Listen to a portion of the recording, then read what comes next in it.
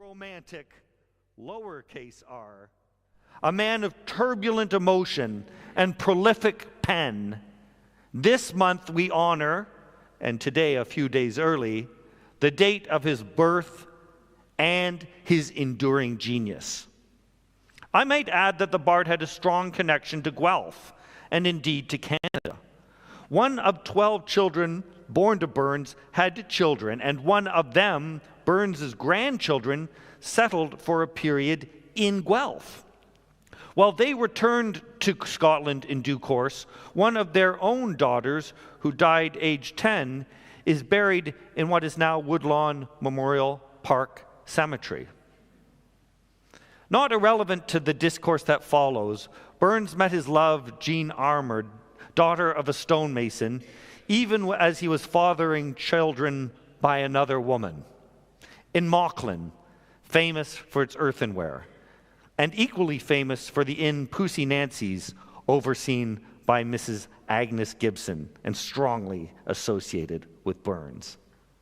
A social man who filled his 38 years, dying at 37, with more intensity of ardor and sociability than most can muster in a lifetime, inns were a natural haunt for Burns, an opposite space for conviviality and creativity. Well, as I say, let's return to that modest speechifier of 1945 with whom I opened this address. His first place of call in the realm of Burns was a simple wayside inn, the Globe. He invoked Johnson's famous dictum by which so much introducing that there is nothing which has yet been contrived by man by which so much happiness is produced as a good tavern or inn. By the time of his visit, this and other inns had long supplied space for many Burns convivialities, as this church does today. The author recalled one such night in the company of some 40 men, all Burns aficionados, reciting, he wrote, their pieces with sincerity in an event that was no bacchanalian orgy, but a company of plain countrymen, paying their own way and their tribute to the poet they loved. A thoroughly respectable evening. Amongst country inns, one took pride of place in such celebrations, and this was the Globe in Dumfries, Burns' house, as the cherished poet described it, and which was often described as unchanged even in the 20th century from the days of Burns itself. We shall return to this place anon. It may surprise some, but I doubt very many of you, given the intimidating weight of wisdom collected in this room, and I know that from previous PROBUS meetings, that a visit to these places often offered lines or stories of lines penned in them and on them, poetic memorials to the bard's presence in that place, using time-honored media and surfaces of inscription, not the pen or the quill or paper or vellum, but the diamond and the window pane. There was a long pedigree.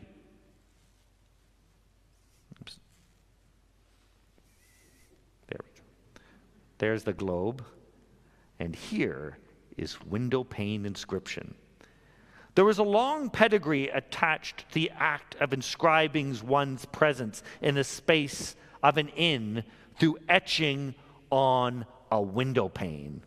The early 20th century writer Charles G. Harper regarded window panes as supplying innkeepers and their guests with the original visitor's book, with William Shenstone debatably offering up the last stanza of one of his later poems at the Red Lion at Henley-on-Thames.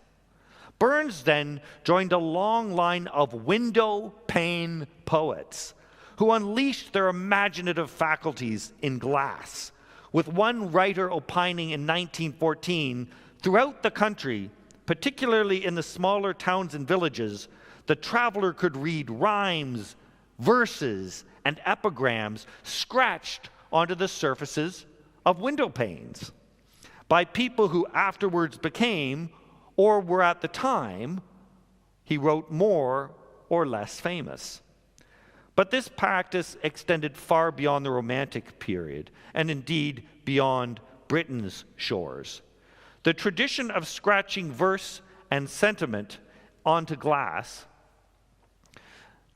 using a diamond ring or specifically fashioned styluses, possessed a lineage reaching back to the Renaissance, when the wealthy and educated carried diamonds not merely as ornament, but as instruments of impromptu composition.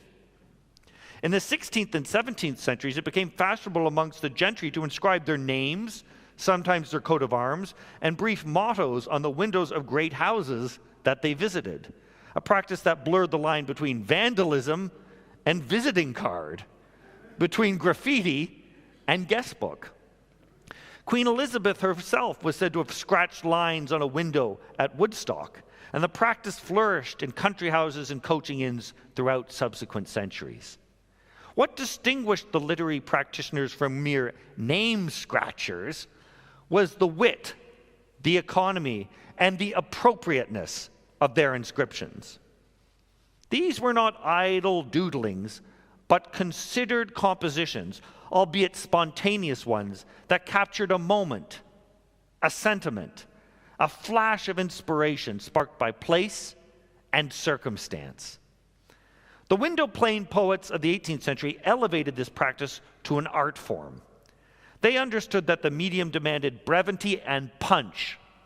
One could not compose an epic on glass, but one could create a perfect epigram, a distilled essence of wit or emotion that would outlast the poet's presence in that place. Alexander Pope, Jonathan Swift, and their circle occasionally indulged in such inscription, though lamentably few survive. The Scottish tradition, however, seemed particularly rich in this regard, perhaps because the conviviality of Scottish inn culture provided both the social context and the liquid courage that encouraged such creative acts. By Burns' era, the practice had achieved a kind of currency amongst the literati. A man of letters who could produce an apt verse with a diamond on demand demonstrated not only poetic facility, but social grace and an ability to respond to the moment with perfect sentiment. It was a performative poetry of a particular kind, permanent yet ephemeral, public yet intimate, destined to be read by strangers, yet rooted in a specific time and place. What made window pane poetry so distinctive was not merely its surface, but its ambiguity. Unlike a poem committed to paper and published, the window pane verse occupied a curious space between public and private, between the ephemeral, as I say, and the permanent. It was, in a sense, published immediately upon inscription. Yet composition, visible to all who entered the inn, made it a very public document of a kind. It could not, though, be edited. It could not be revised. It could not be recalled, as books might be. Once the diamond left its mark, the verse was fixed, though the pane itself remained vulnerable to breakage, removal, or the simple passage of time. This gave window pane poetry a poignancy that printed verse could not match. Every such inscription was a small act of faith that the words would endure, and sadly so many have not. None of Burns has. That the inn would continue, that the pain would survive the accidents of weather and human carelessness. For Burns in particular, who moved between the worlds of the Edinburgh literati and the Scottish countryside, between respectability and roguishness, between published poet and ploughman bard, the windowpane offered a perfect medium. His windowpane verses often possessed a freedom, a cheekiness, an uninhibited quality that his printed works, however creative, however bold, however imaginative, however extraordinary, did not match. If we examine the windowpane verses attributed to Burns, we encounter his genius in its most raw and unmediated form. These are not the carefully crafted stanzas that would appear in published collections, revised and reconsidered. These are Burns thinking aloud. Burns responding to the immediate stimulus of place and person and circumstance with the facility of composition that left his contemporaries astonished. Consider this quatrain at Inverary, etched in frustration at being ignored by an inn, more interested in soothing the Duke of Argyll's retinue than attending to Burns, a mere poet. Whoe'er he be that sojourns here, I pity much his case, unless he come to wait upon the Lord their God, his grace, the Duke. There's nathing here but Highland pride, and Highland scab and hunger. If Providence has sent me here, 'twas surely in an anger. The economy of expression here is masterful. In 8 lines, Burns establishes the scene, delivers his criticism, demonstrates his wit, and creates a memorable artifact. This is the essence of epigram. At Moffat, observing 2 women of contrasting physiques at the watering place, Burns demonstrated another facet of his improvisational skill, the ability to turn observation into gallantry. Ask why God made the gem so small and why so huge the granite. Because God meant mankind should set the higher value on it. Here, this is Burns, the inveterate charmer. Burns, the practitioner of that very Scottish art of making a compliment that acknowledges reality while transcending it. He does not pretend that the smaller woman is large or the larger woman small. Instead, he reframes the observation entirely through metaphor. Then there is the verse on the window of the Queensberry Arms, where Burns addressed that perennial source of Scottish humor, marital relations. Ye gods, ye gave me a wife out of your grace and favor to be a comfort to my life, and I was glad to have her. But if your providence divine for other ends design her, to obey your will at any time, I'm ready to resign her. The mock pious tone here barely conceals the impious sentiment beneath. Burns presents himself as a dutiful supplicant, grateful to the God for his divine gifts, and obedient to divine will. And yet the second stanza is an elaborate joke about his willingness to be relieved of the marital burden should the gods require it.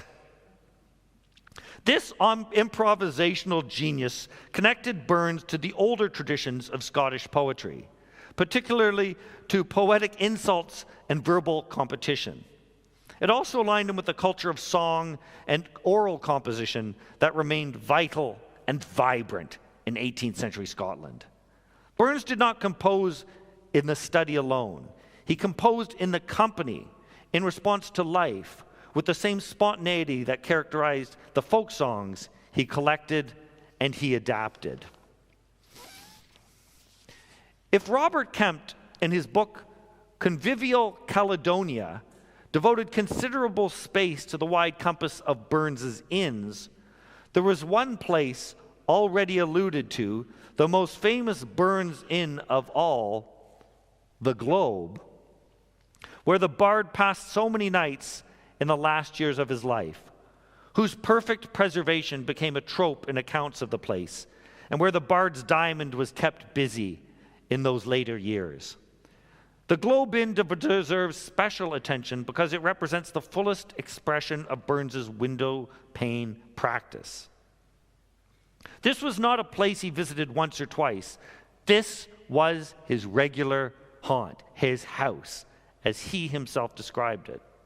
And it was presented, perhaps eerily, perhaps poignantly, by successive owners as untouched since the poet's day. As Kempt wrote, the pilgrim to this shrine finds himself in a small apartment measuring 14 feet by 12 on the ground floor, and one of the nooks is labeled Burns Corner, depicted here, and contains his armchair. The Globe's small dimensions tell us something important about the intimacy of Burns's social world. This was not a grand Edinburgh salon, but a modest provincial tavern. And in that modesty lay its appeal. Here conversation could be close, genuine, unperformed. The very size of the space meant that whatever Burns scratched on a window pane would be immediately visible to all present. But as Kempt noted, as valuable as these heirlooms were, the memorials direct from the bard himself, such as the verses traced by him, were the most valuable of all. At the Globe Inn, a number had been long since removed by the early 20th century. But as they migrated from window to page, their provenance was carefully recorded. They survived to us because someone took the time, and many people took the time, to record them in their books and then to have them subsequently published. The Globe boasted multiple window pane verses, each marking a different evening, a different mood, a different source of inspiration. Could these lines have flown from any other diamond than that which Burns carried? The gray-beard old wisdom may boast of his treasures. Grant me with gay folly to live. I grant him calm-blooded, time-settled pleasures, but folly has raptures to give. It's absolutely beautiful. We have surveyed only a few such verses, and not even dipped into the goblets upon which Burns was also wont to leave his indelible mark. But if time does not permit us to imbibe of his verse on glass, let me return once more to the Globe Inn, where he produced verses celebrating lovely Polly Stewart, the young daughter of a nearby estate, which are so exquisitely Burns. O lovely Polly Stewart, O charming Polly Stewart, there's not a flower that blooms in May that's half so fair as thou art. Here is Burns the songwriter, Burns the creator of those simple, direct lyrics that lodge themselves directly in memory.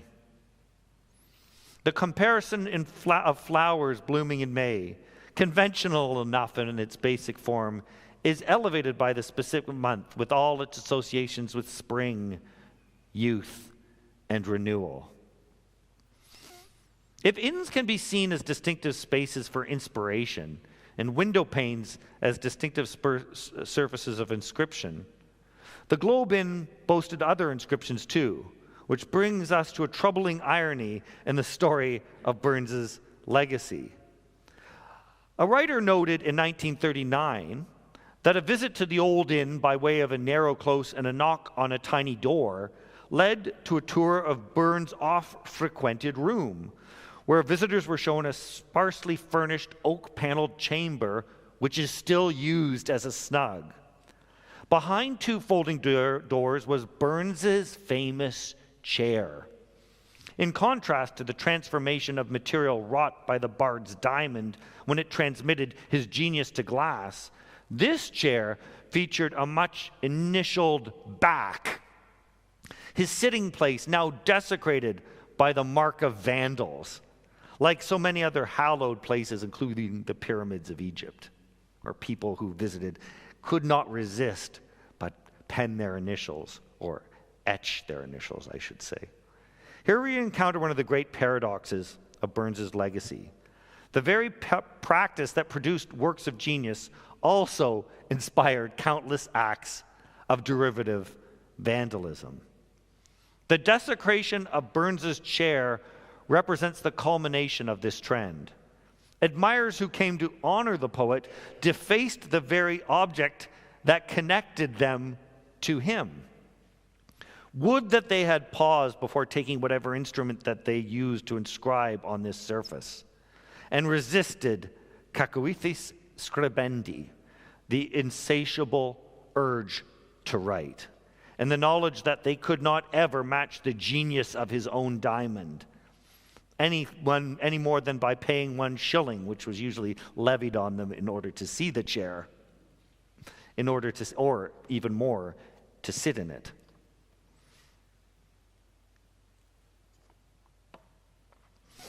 The tension between preservation and destruction shadows the entire history of Burns's window pane verses.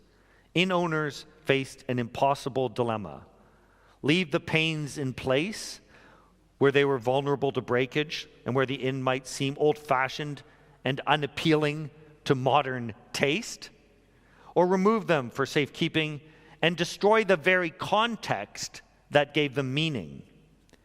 Many chose removal, carefully extracting the panes and storing them or donating them. Others, more, chose transcription, recording the verses in books like Kemp's before renovating their establishments. Both choices involved loss.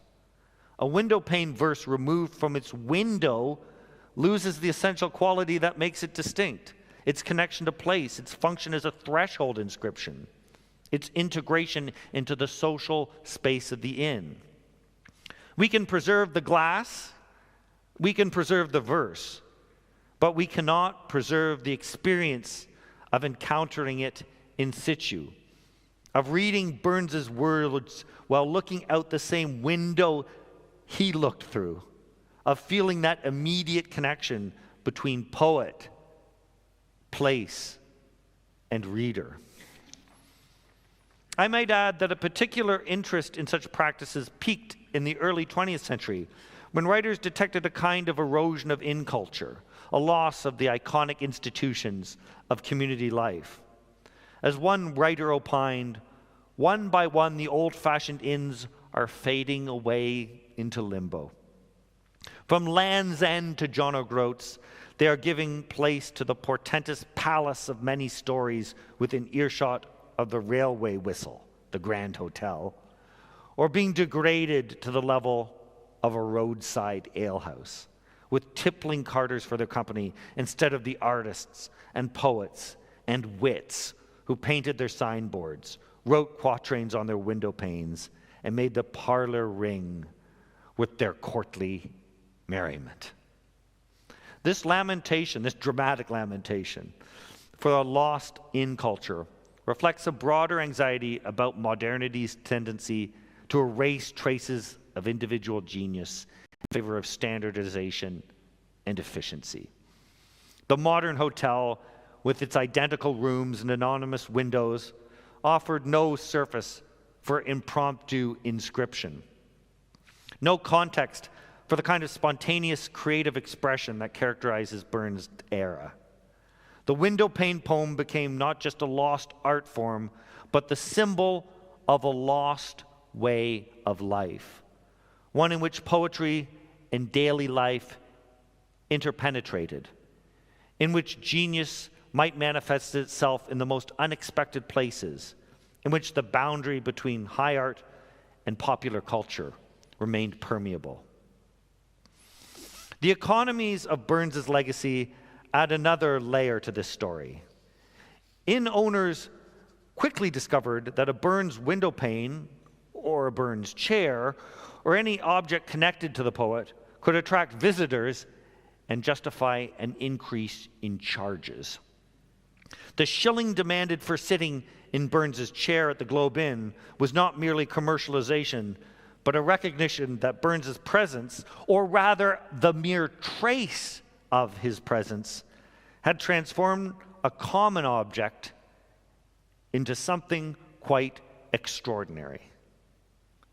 The chair ceased to be merely functional and became instead a portal, a point of connection to genius. Yet this commercialization also threatened the very authenticity it sought to exploit. As inns competed to claim Burns associations, dubious attributions proliferated. Windowpane verses of questionable provenance were proclaimed as genuine Burns inscriptions. The diamond that allegedly belonged to the poet was sold and resold, with each transaction casting doubt on its authenticity. The cult of Burns, in other words, generated both genuine pilgrimage and outright fraud. It may be, as Robert Kemp wrote in 1839, that of all the inns and taverns which are celebrated through associations with Burns, a whole volume of entertaining words might be written. Burns was indeed a prolific etcher of verse and epigram.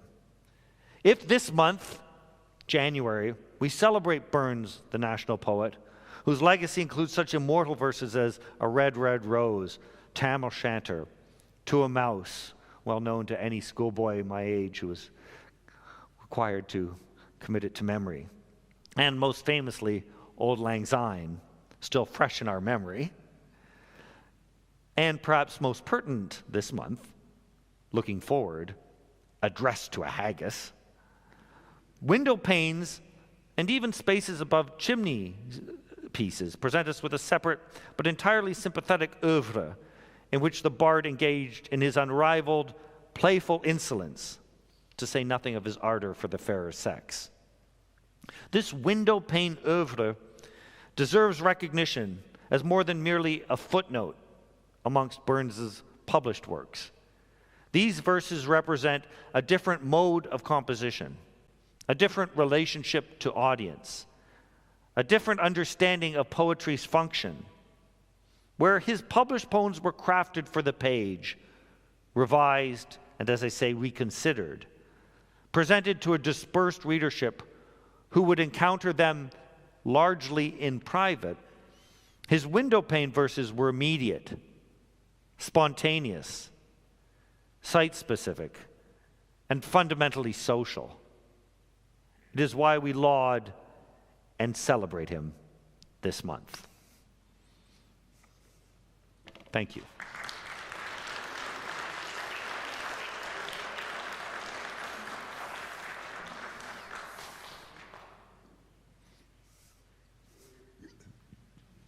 We've come to the question period. If anyone has any questions. Okay.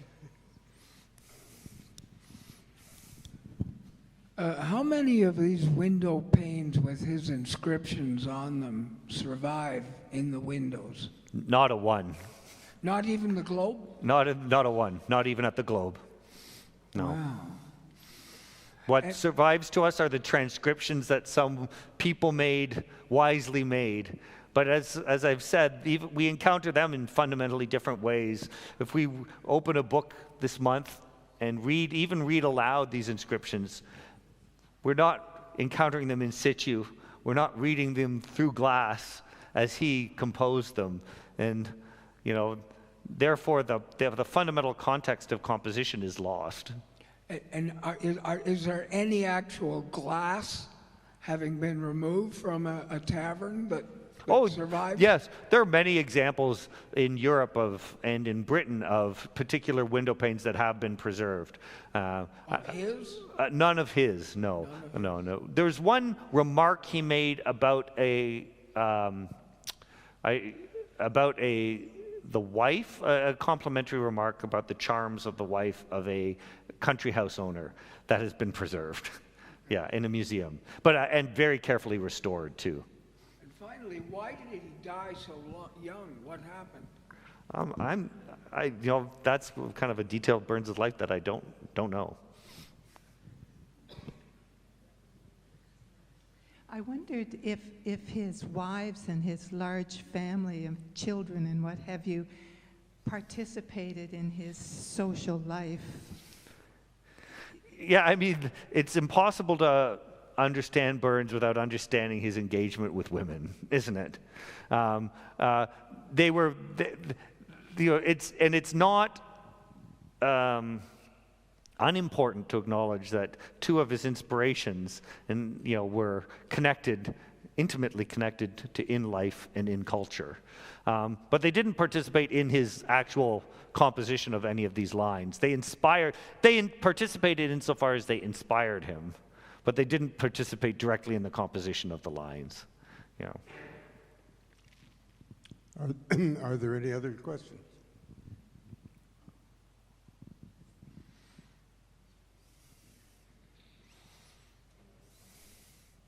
You're a delightful group to speak to, I have to tell you. Every time I go to a PROBUS group, I'm amazed, and I'm kind of inspired by retirement, and after 25 years at the University of Guelph, I think I would really enjoy coming on Thursday mornings to this kind of organization. So thank you very much for your interest and your inspiration to me. We want to thank you very much. Your passion and your enthusiasm is very close to my own heart because my husband was Scottish. Oh. And of course, Robbie Burns, the stories I heard from my mother-in-law were quite interesting. So thank you very much for your time. And I learned so much today. I just heard all the bad things from my mother-in-law, but you really, I didn't know about these window panes, and that's amazing. Oh, thank you very much. Very much. Thank you very much. Thank you so much. Thank you.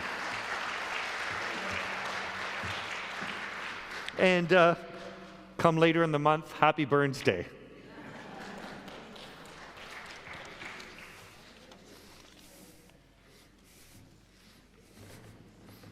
Thank you so much.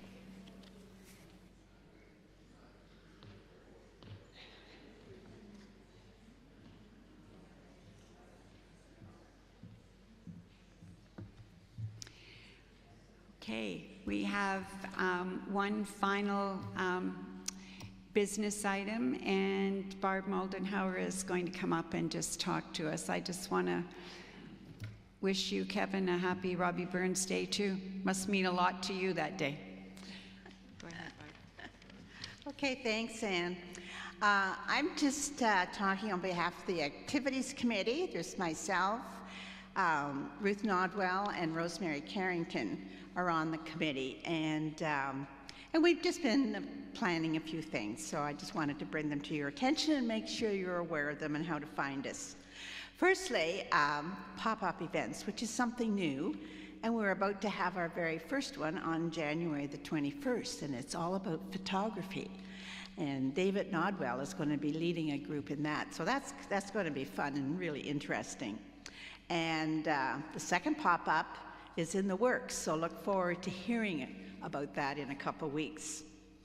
And in early May, May the 2nd actually, we're off to the River Run Center to hear the Guelph Symphony, and they have their concert is about music of the silver screen, so that's going to be fun too, and I sold the last ticket just this morning. And we have a number of interest groups that I'm sure you'll find you can participate in, anyone that turns you on type of thing. We've got 2 book clubs, and there's a waiting list now for a 3rd book club. There's monthly bridge and euchre games, and we go for lunch every month after our meeting, and today we're all going to the Symposium restaurant, so that'll be a time for getting to know each other better. And another thing that we do all the time every month is called The Gathering. And it's basically just getting together and socializing and making new friends again and having a couple appetizers as well. And we also have our walking and hiking adventures every Monday afternoon, so keep that in mind. But anyway, there's lots going on, and I just encourage you all to read the newsletter. It's always in the newsletter, and talk to us anytime about anything you'd be interested in doing. Thanks so much.